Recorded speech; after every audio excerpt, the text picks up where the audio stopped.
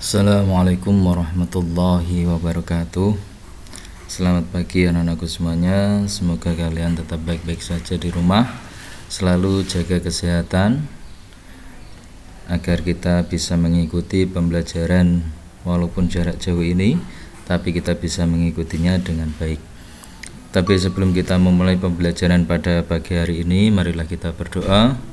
Semoga dalam pembelajaran ini nanti kita mendapatkan kemudahan dan keridhaan dari Allah Subhanahu wa taala. Ala hadiniyah al-Fatihah.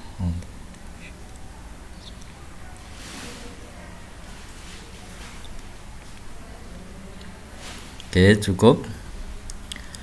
Kita kembali lagi masih dalam pendidikan Pancasila dan Kewarganegaraan kelas 7.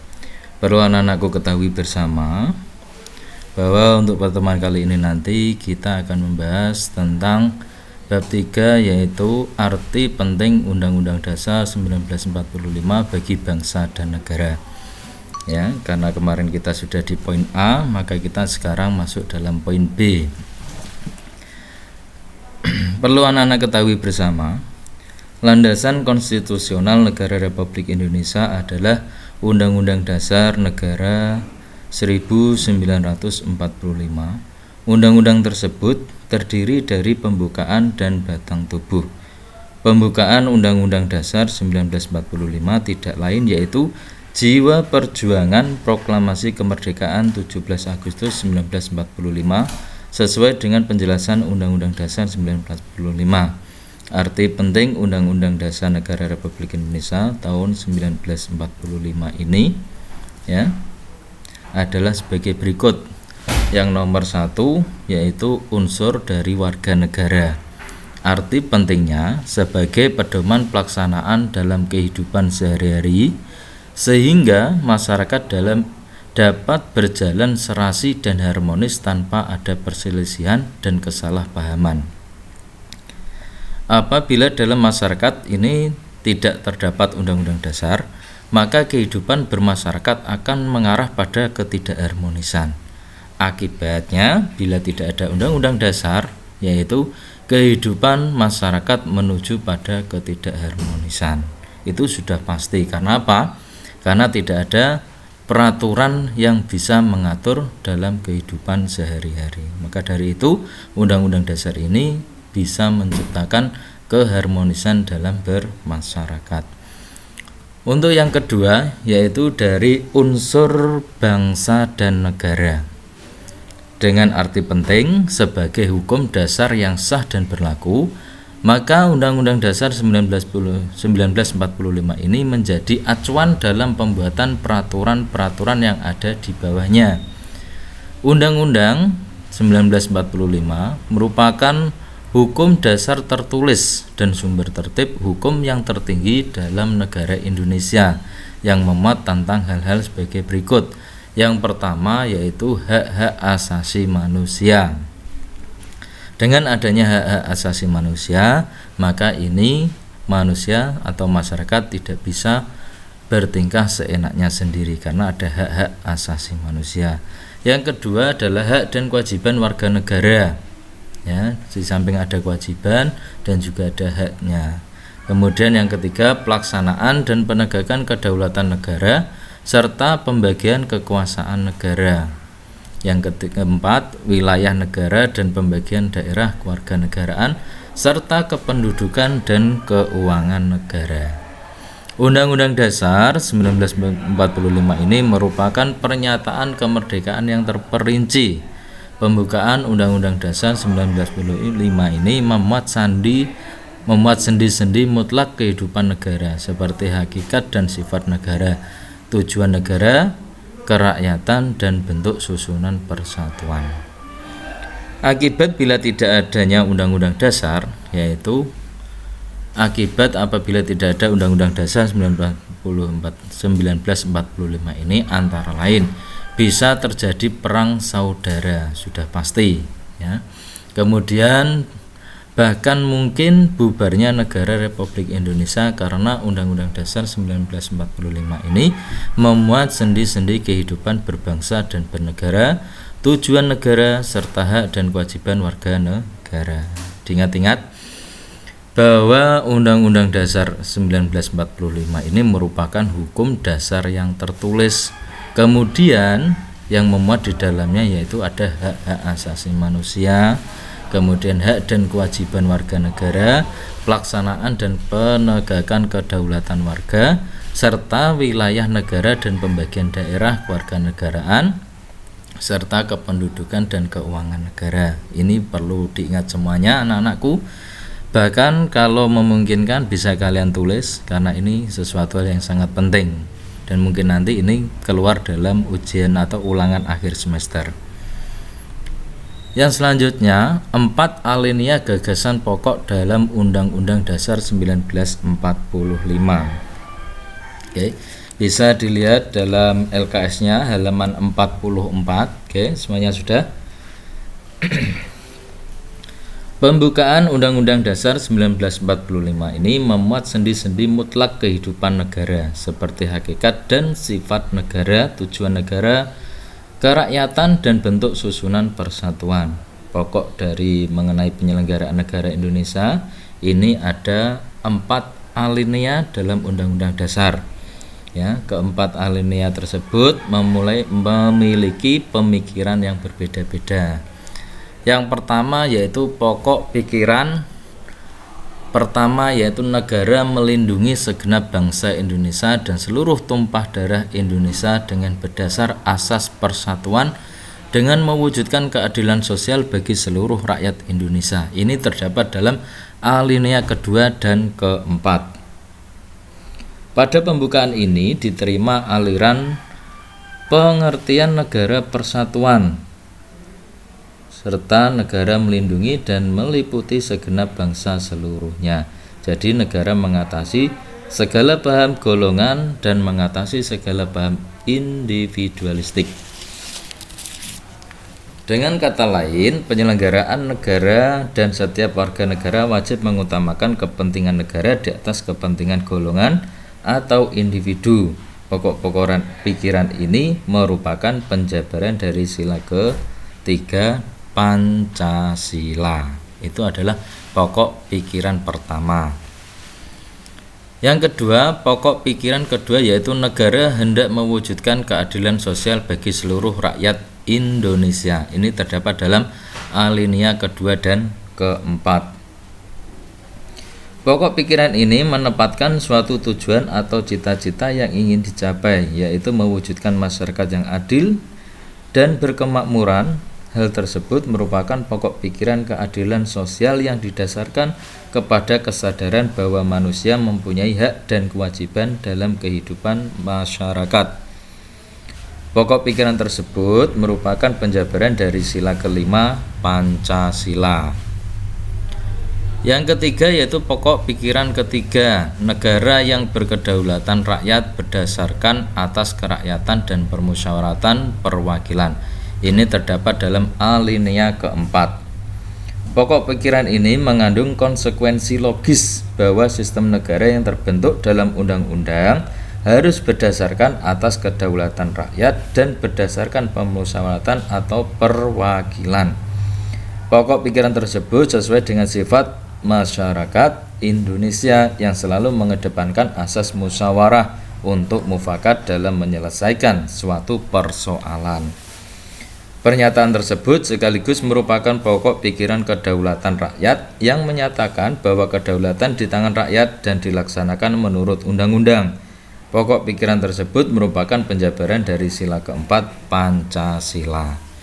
Ya, dari negara Indonesia ini sering mengadakan permusyawaratan untuk mendapatkan suatu keputusan. Jadi anak-anakku, dalam sebuah kelas ketika kita mau mendapatkan sebuah keputusan, maka kita alangkah baiknya mengadakan musyawarah untuk mufakat, ya.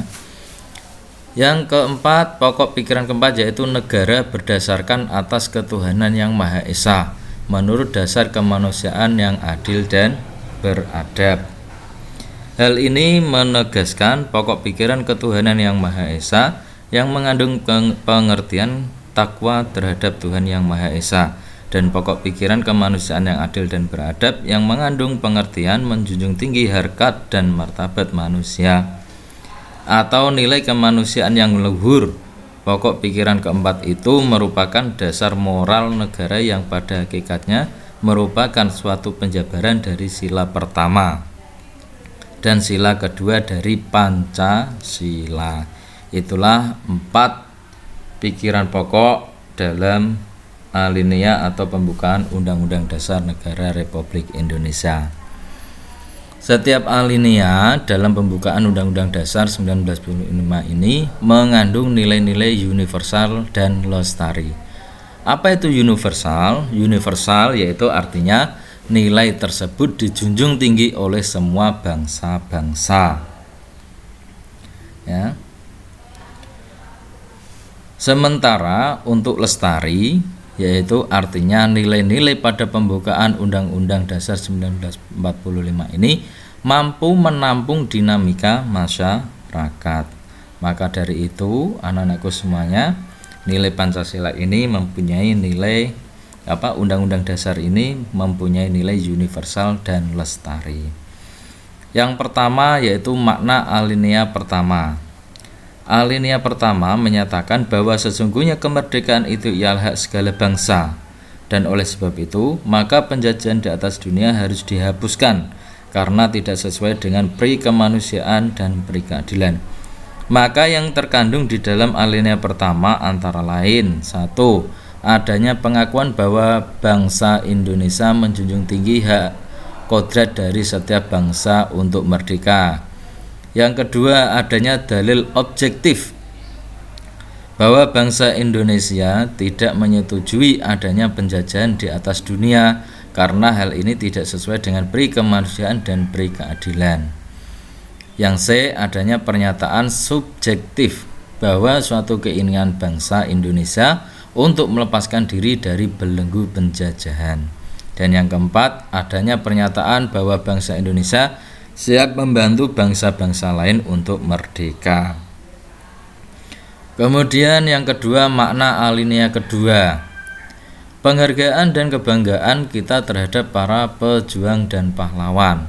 Kemudian momentum yang tepat untuk menyatakan kemerdekaan. Ya, bahwa alinea kedua ini bunyinya, dan perjuangan pergerakan kemerdekaan Indonesia telah sampailah kepada saat yang berbahagia, dengan selamat sentosa mengantarkan rakyat Indonesia ke depan pintu gerbang kemerdekaan negara Indonesia yang merdeka, bersatu, berdaulat, adil, dan makmur. Ini makna alineanya. Kemudian yang ketiga, kemerdekaan bukanlah tujuan akhir, namun sebagai jembatan emas yang harus diisi untuk mewujudkan cita-cita negara, yaitu merdeka, berdaulat, adil, dan makmur.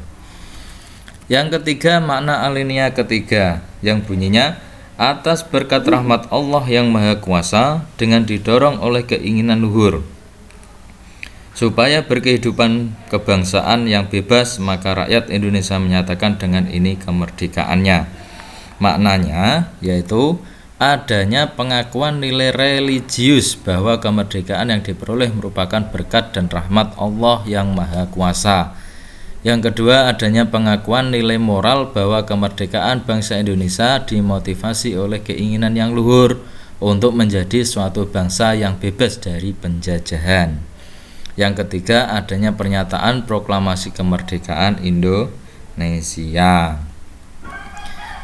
Yang keempat, makna alinea keempat yang bunyinya, kemudian daripada itu, untuk membentuk suatu pemerintahan negara Indonesia yang melindungi segenap bangsa Indonesia dan seluruh tumpah darah Indonesia, dan untuk memajukan kesejahteraan umum, mencerdaskan kehidupan bangsa, dan ikut melaksanakan ketertiban dunia yang berdasarkan kemerdekaan, perdamaian abadi, dan keadilan sosial, maka disusunlah kemerdekaan kebangsaan Indonesia itu dalam suatu Undang-Undang Dasar Negara Republik Indonesia yang terbentuk dalam suatu susunan negara Republik Indonesia yang berkedaulatan rakyat dengan berdasar kepada ketuhanan yang Maha Esa, kemanusiaan yang adil dan beradab, persatuan Indonesia dan kerakyatan yang dipimpin oleh hikmat kebijaksanaan, dalam permusyawaratan perwakilan serta dengan mewujudkan suatu keadilan sosial bagi seluruh rakyat Indonesia.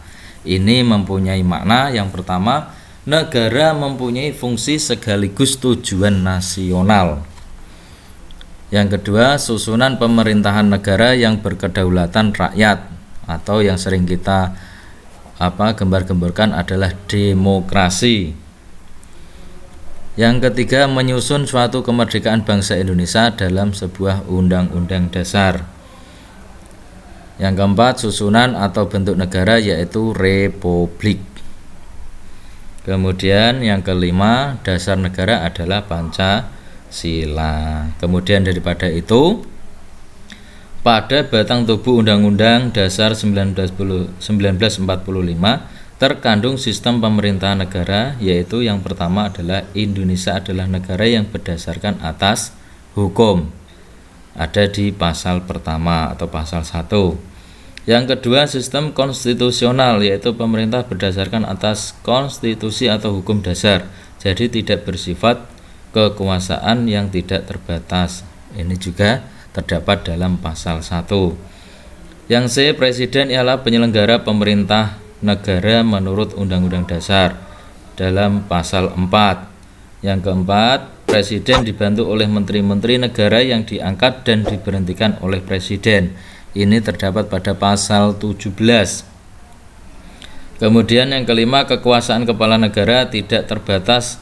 Kepala negara harus tunduk pada konstitusi, yaitu pada pasal keempat. DPR tidak dapat dibubarkan oleh presiden. Ini terdapat pada pasal ke-7. Nah, untuk itu sebagai bahan evaluasi atau soal evaluasi anak-anakku semuanya, kalian kerjakan LKS halaman 55, yaitu uji kompetensi 3 Romawi A pilihan ganda nomor 1 sampai 10. Nanti anak-anakku semuanya bisa mengisi dalam Google Form yang linknya ada di bawah video ini. Oke, sekian dari Bapak, kurang lebihnya mohon maaf. Semoga yang sedikit ini bisa menjadikan anak-anakku sekalian menjadi lebih paham lagi, kemudian dapat mengamalkannya dalam kehidupan sehari-hari. Sekian, akhirul kalam, wallahul muwaffiq ila aqwamit thoriq. Assalamualaikum warahmatullahi wabarakatuh.